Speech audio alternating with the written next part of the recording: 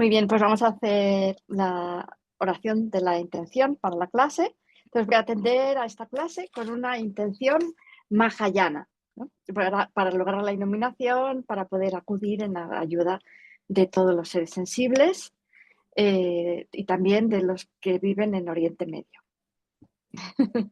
Vale, pues vamos a ver, empezamos la clase, compartimos por aquí y estamos en la clase número 10 ya, hemos avanzado muchísimo. Muchísimas gracias a todos por haber venido a las clases.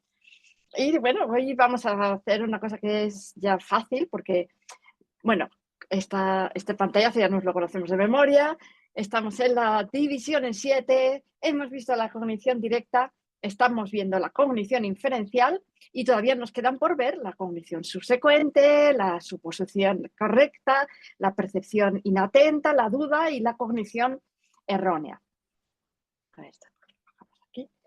Y entonces, bueno, la cognición inferencial, como dijimos, es una cognición atributiva que como que se atribuye atributos, ¿sí?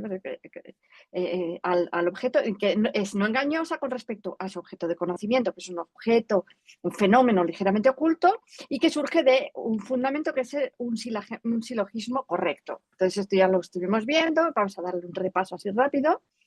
Y es que, bueno, queríamos solamente explicar lo de siempre, que hay algunas concepciones, algunas cogniciones que son solamente equívocas y otras que además de equívocas son erróneas y por lo tanto había 3 puntos, ¿os acordáis? Por lo tanto todas las erróneas son equívocas. Y entonces la cognición, por ejemplo, conceptual que percibe una jarra es equívoca porque es conceptual y siempre que es conceptual va a estar equivocado con respecto a su objeto aparente porque se le aparece como si fuera una jarra cuando no es una jarra, ¿no? Y luego teníamos la cognición conceptual que percibe una jarra como permanente y en este caso no solamente se equivoca con respecto al objeto aparente, también con respecto al objeto vinculado, que es el objeto final al que se refiere esa cognición, porque piensa que es permanente y entonces su pensamiento es que la jarra es permanente y esto es incorrecto. Con lo cual, aquí hemos hecho la distinción entre equívocas y erróneas y las cogniciones inferenciales, como dijimos, son equívocas, pero no son erróneas. No son erróneas porque no están nunca equivocadas con respecto a su objeto vinculado. De hecho, son cogniciones válidas, como ya veremos, ¿no? O sea, es conocimiento válido. Como vamos a ver al final de esta clase, que vamos a hablar sobre el conocimiento válido, cómo podemos fiarnos de lo que conocemos, qué es lo que es real y qué es lo que no, ¿no? Entonces tenemos aquí comprensión, será la definición, la vamos a ver otra vez, no engañosa con respecto a su objeto de conocimiento. Y entonces, que no era engañosa, que es el otro día nos dijo que lo podíamos definir como que no, bueno, si es engañosa no comprende su objeto, pero que no sea engañosa significa que sí que comprende su objeto. Entonces, en este caso, pues no comprende su objeto porque obviamente se cree que es otra cosa, ¿no? La cuerda no es, y se piensa que es una serpiente, con lo cual no comprende su objeto. Este concepto de comprender dentro de la teoría de mentes de la filosofía budista es muy importante también, ¿no? Y entonces, bueno, aquí teníamos las equívocas, que estaban equivocadas con respecto al objeto de apariencia, las erróneas, que estaban equivocadas con respecto a su objeto vinculado, ¿no? A ver, algo pasa aquí. Vale. Y entonces, bueno, pues vamos a pasar a las divisiones, que esto ya es nuevo de hoy.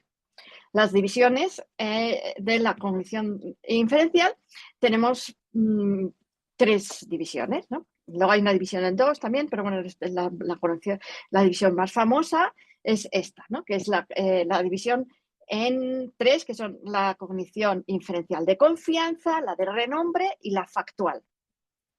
Y entonces, lo he puesto así un poco, así la verdad es que no se ve muy claro todo, pero he puesto que todo lo que es verde se puede intercambiar con lo verde y lo que es naranja se puede intercambiar con lo naranja para Tenzin, generar la división. Sí. perdona que te interrumpa. Creo que estamos viendo solo la primera imagen. No sé si soy la única. Sí, ¿verdad? Creo que estás compartiendo documento y no pantalla.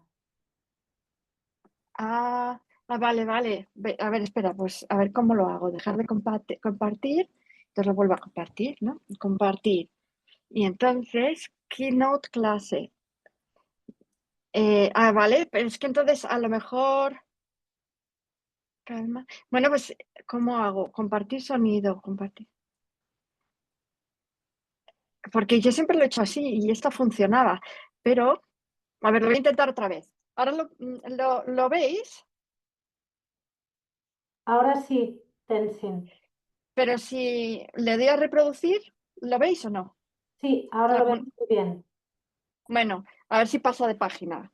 ¿Pasa de página? Sí, vale. Bueno, pues entonces tenemos estas tres divisiones que entonces podemos ir cambiando el texto de aquí, porque teníamos la definición de la cognición inferencial en general, era la cognición atributiva no engañosa con respecto a su objeto de conocimiento, que es un fenómeno ligeramente oculto, que ya hemos tenido nuestros debates sobre los fenómenos ocultos y los obvios, surgida de su fundamento un silogismo correcto. Y entonces, si queremos formar la definición de la cognición inferencial de confianza, solo tenemos que cambiar esto. Entonces, en vez de ser un fenómeno ligeramente oculto, es un fenómeno extremadamente oculto. Esa es la de confianza, que luego vamos a ver un ejemplo y todo, ¿no? Entonces, en la de confianza, el objeto de conocimiento es extremadamente oculto y el silogismo correcto se especifica más, es un silogismo de confianza correcto. Y entonces no es cualquier silogismo correcto, un silogismo correcto de confianza. Luego la cognición inferencial de renombre, entonces el objeto de conocimiento, en vez de ser, que también es un objeto ligeramente oculto, pero es un término consabido, se cambia por esta, porque es más específico. Y luego el silogismo no es solamente un silogismo correcto, el fundamento que tiene, sino que además es un silogismo de renombre correcto. Y en la factual, que es la más común, la cognición inferencial factual sobre hechos, ¿no? Que es la que realmente se utiliza más, pues tenemos que es lo de que es un fenómeno ligeramente oculto, se deja igual, y añadimos al silogismo correcto, que es un silogismo factual correcto. Entonces, ahora vamos a ver lo que son cada una de estas tres con ejemplos, ¿no? Para verlo bien. Entonces, tenemos aquí la factual, ¿no? Que es la que la he puesto primera porque es la más común, hemos dicho. Entonces, la cognición inferencial factual, como hemos dicho, es la que cognición atributiva no engañosa con respecto a su objeto de conocimiento, un fenómeno ligeramente oculto, surgida de su fundamento, que es un silogismo factual correcto. Entonces, vamos a poner un ejemplo. Un ejemplo es una cognición inferencial que comprende que el sonido es transitorio. Esta es la más típica, ¿no? Entonces, este señor aquí oye el sonido y piensa que es transitorio, ¿no? No vemos Pero Tenzin. ¿no lo ves? No, ¿Los demás lo veis o no? no. Tampoco. O sea, Rubén, sí. no hemos No. visto el cómo has pasado a la otra diapositiva. ¿Y ahora? Tampoco. Qué raro. Qué raro. Es que le pone que está en pausa. ¿Por qué? ¿Por qué está en pausa? Yo le voy a decir aquí que no queremos que esté en pausa.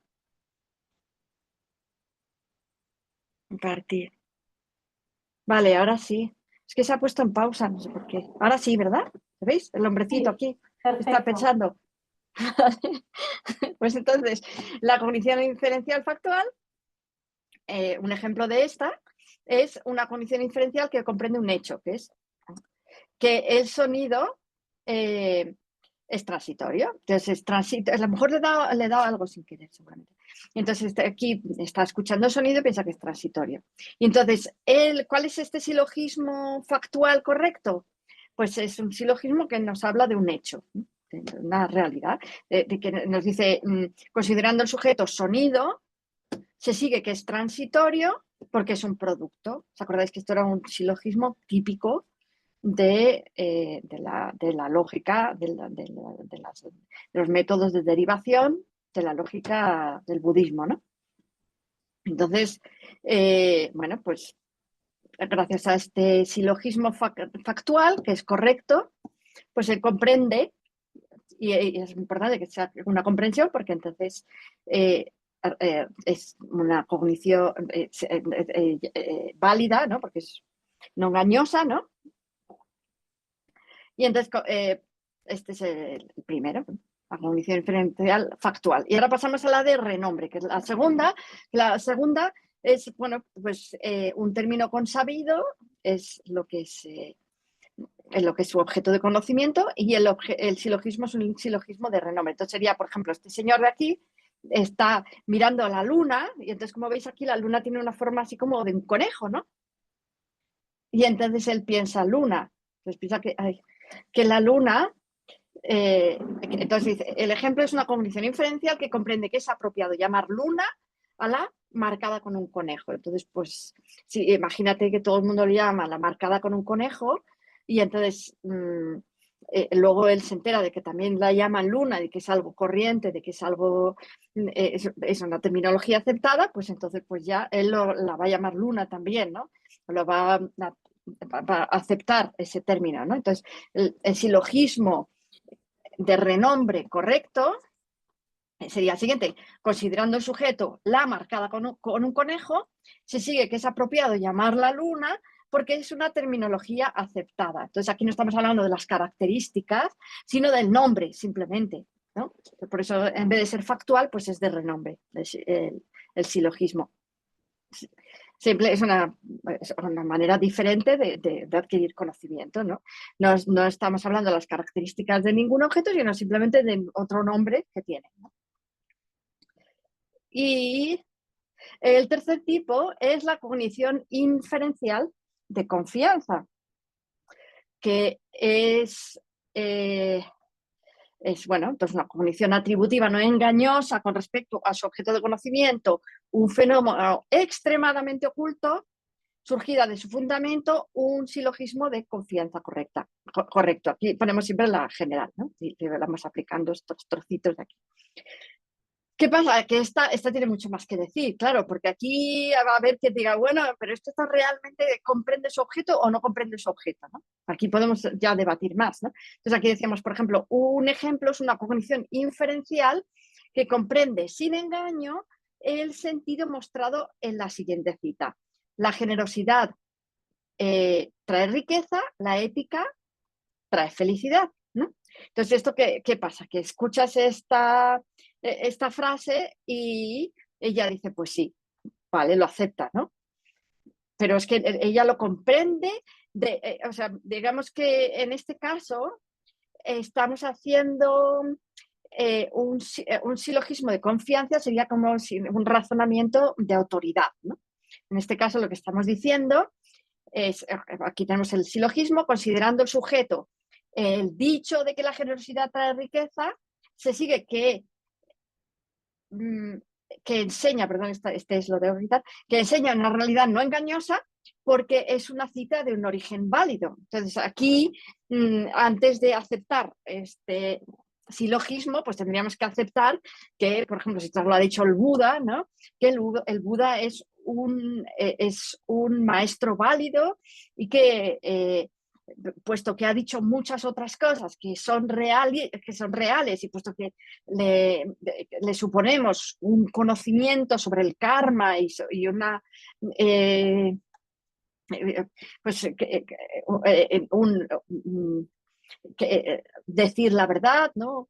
Entonces, bueno, de esto se habla también en el Pramanavartika, en el segundo capítulo, es muy famoso, ¿no? Sobre no solo la cognición válida, sobre el ser válido, ¿no? ¿Cuál es un maestro válido, por ejemplo, ¿no? Y por qué tenemos que fiarnos de algunas otras cosas que ha dicho, aunque esas cosas no las podamos realmente probar mediante un silogismo factual, ¿no? Esas cosas no las podemos probar de esa manera, pero por ejemplo, la reencarnación, la ley del karma, porque nosotros aceptamos esas cosas, ¿no? Que no se pueden probar con un silogismo factual, aunque sí que se pueden, a lo mejor, pues se puede decir cosas a favor, ¿no? Se pueden aportar argumentos a favor, pero obviamente no se ha podido probar porque si no, pues la ciencia lo habría aceptado, ¿no? Y entonces, pero ese tipo de cosas nosotros como budistas las aceptamos. ¿Por qué? Porque lo aceptamos con este tipo de cognición inferencial de confianza que acepta un silogismo de confianza. Entonces lo que hacemos es que nosotros analizamos al Buda, analizamos los otros escritos del Buda, analizamos las cualidades que pensamos que el Buda tiene también a través de leer sus sutras y de ver que su gran sabiduría, etcétera, pues entonces aceptamos también otras cosas que dijo el Buda y no todas, porque por supuesto pues ya sabemos que él hablaba a veces a discípulos diferentes y les decía cosas diferentes, pero hay cosas que se nos decía a todo el mundo por igual y también pues nosotros también tenemos que tener nuestro propio juicio y juzgar dentro de lo que dijo el Buda, que es lo que realmente nos podemos fiar y lo que no, ¿no? Entonces, se supone que hay pues una manera de argumentar esto.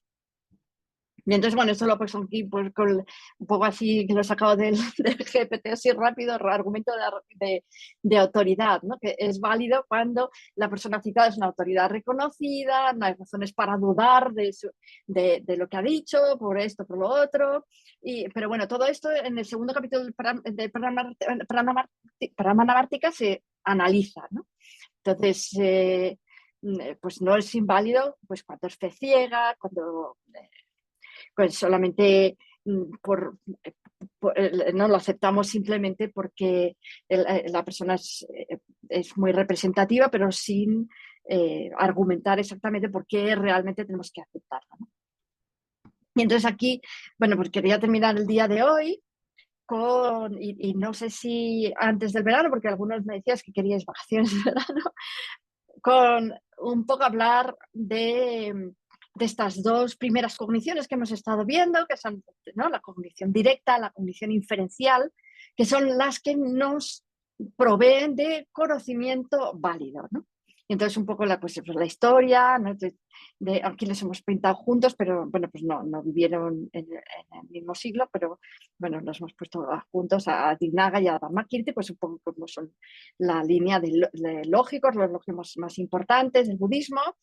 Y entonces, pues eso, ¿no? Aquí, por ejemplo, dice, Dignaga reformuló el sistema de conocimiento válido centrándose en la percepción y la inferencia, ¿no? Como las dos únicas fuentes fiables de conocimiento. Es muy bonito ver cómo realmente ellos querían saber, pues es un poco una deconstrucción, ¿no?, de la realidad también, ¿no? O sea, ¿de qué me puedo fiar de todo esto que yo percibo, de todo esto que yo conozco? Estamos estudiando, por ejemplo, por cómo podemos saber de qué nos podemos fiar, qué es lo que realmente es cierto de todo el input que nos llega, ya sea conceptual o sensorial, ¿no?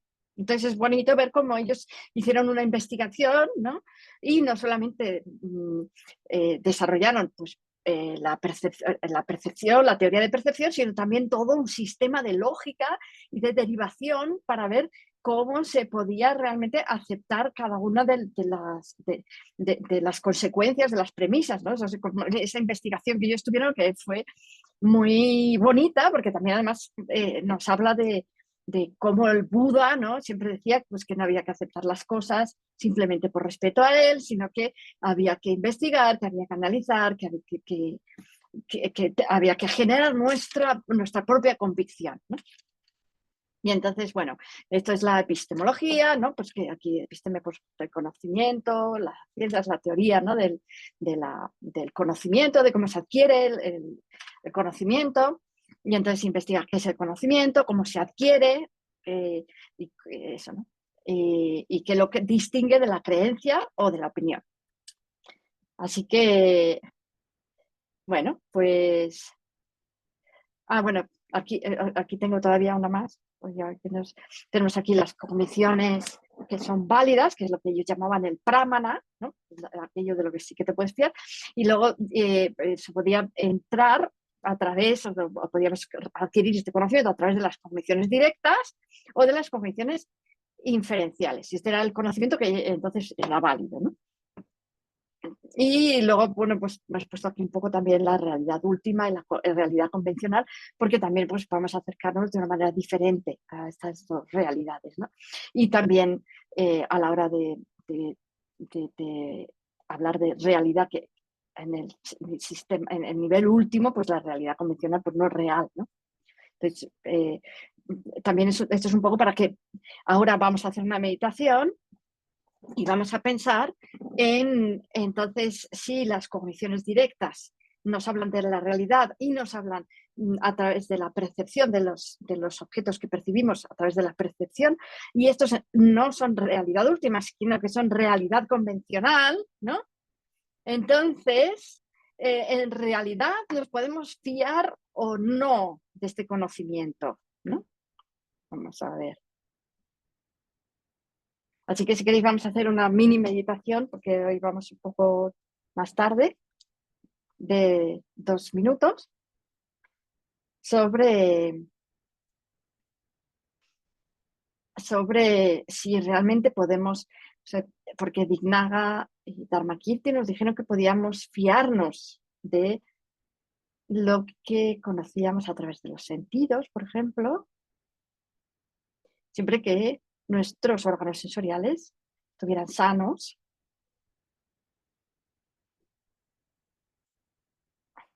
pero los sentidos solamente no nos van a hablar sobre la verdad convencional.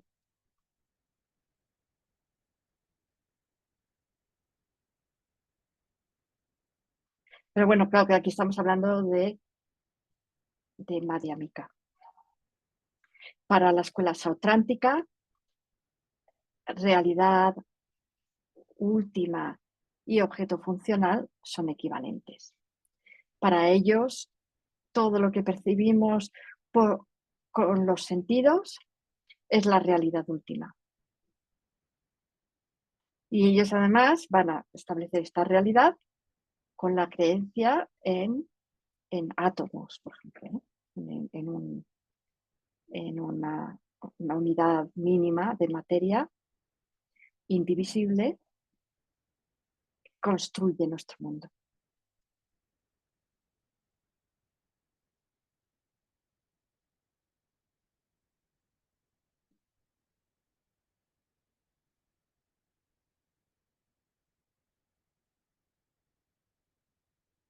Entonces podemos pensar también qué pasa si hay esa unidad mínima de materia que construye la jarra que yo percibo. ¿Qué pasa si no la hay? Si puede ser infinitamente divisible.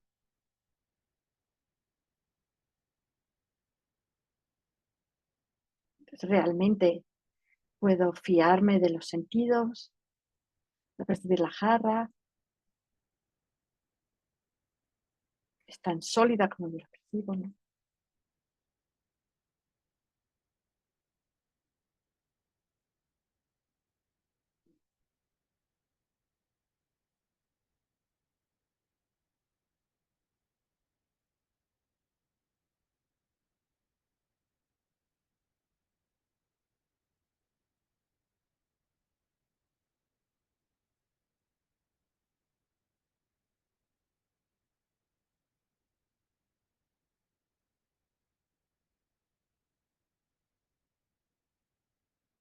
Eh, realmente ese input de los sentidos nos habla de qué es realidad, ¿no? De una realidad convencional, que es convencional en el sentido de que es la que percibimos todos los de nuestra especie, o es una realidad última, que sea quien la perciba, del tamaño que tenga, va a percibir siempre lo mismo, ¿no?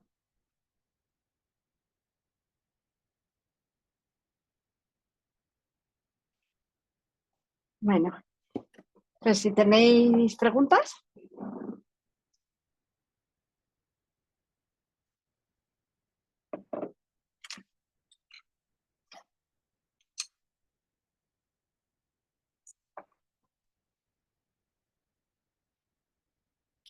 A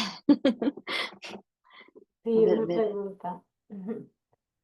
Sí, yo quería saber, simplemente curiosidad, este término argumento de autoridad que has enseñado, ¿es el término que se utiliza, por ejemplo, en filosofía occidental para referirse a algo equivalente a la cognición inferencial de confianza?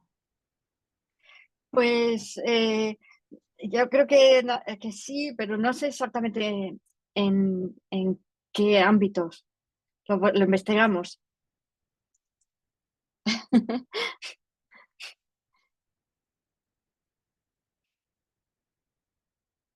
Sí, ¿no? Porque ¿quién más acepta ese tipo de argumento de autoridad, ¿no? Aparte de los budistas.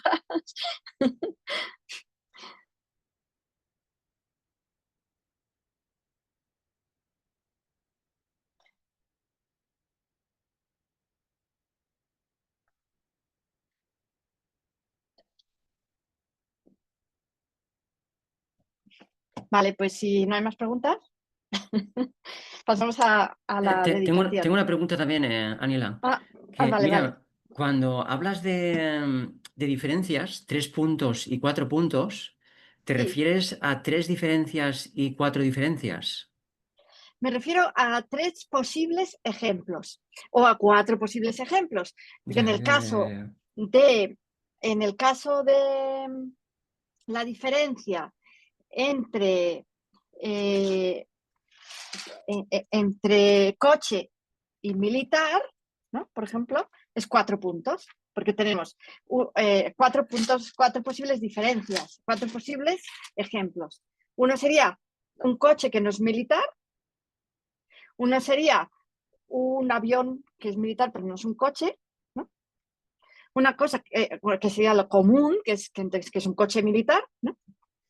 Entonces tenemos estos 3 puntos. Y luego hay algo que no es ni es coche ni es militar, ¿no? Como una fresa, por ejemplo, ¿no? Entonces, estos 4 posibles ejemplos. Pero en cambio, si decimos, por ejemplo, la diferencia entre, no sé, porque ahora esto, perdón, voy más de todo militar. Le voy a poner no, algo que no sea militar. Entonces vamos a poner entre animal y perro, ¿no? Por ejemplo. Entonces tenemos solamente 3 posibles ejemplos, Rubén, porque ¿qué otro ejemplo se te ocurre? Todos los perros son animales. No hay ningún perro que no sea animal, con lo cual tenemos un ejemplo que es que de ambos, que sea un perro y además un animal. Tenemos un ejemplo de algo que es un animal, pero no es un perro, como por ejemplo una lechuza, y tenemos la fresa de antes, que no es ni un animal ni un perro. Pero no tenemos un ejemplo de algo que sea un perro que no sea un animal. A no ser que digas, bueno, un perro robótico, pero no, porque no sería un perro, es un robot. En este caso serían 2 puntos, ¿no? Serían Porque 3, sería... porque tenemos 3 ejemplos. Tenemos el de ambos, el Mm. de Ah, vale, sí, el que sí, es sí, sí. ambos, como por ejemplo, Laika, ¿no? La perrita Laika, además de perro, es animal. Luego tenemos la lechuza que hemos dicho que es animal, pero que no es perro. Y tenemos la fresa, que no era ninguno de los dos, pero solamente tenemos esos 3 ejemplos. Por eso se llama 3 puntos. Y por cierto, Tenzin, ¿vamos a saber el resultado del ejercicio? Sí, sí, voy a hacer, lo he Ah, vale, pensado, digo, pero es como no había muchas respuestas, digo, voy a hacer los dibujitos y los pongo ahí con un ejemplo de cada cosa. gracias. Un poco, digo, voy a dejar un poco más de tiempo por si alguien más apunta. Sí, porque ese lo explicó Gisela, ¿no? El otro día puso los ejemplos de cada uno, así que lo tengo aquí en el cuaderno. Vale, pues nada, nos vemos la semana que viene y ahí no se nos olvide dedicar, ¿no? Dedicamos todos los méritos que hayamos obtenido para, para eso, para iluminarnos, para ayudar a todos los seres sensibles y para la paz. Gracias. Chao. Bien. Adiós.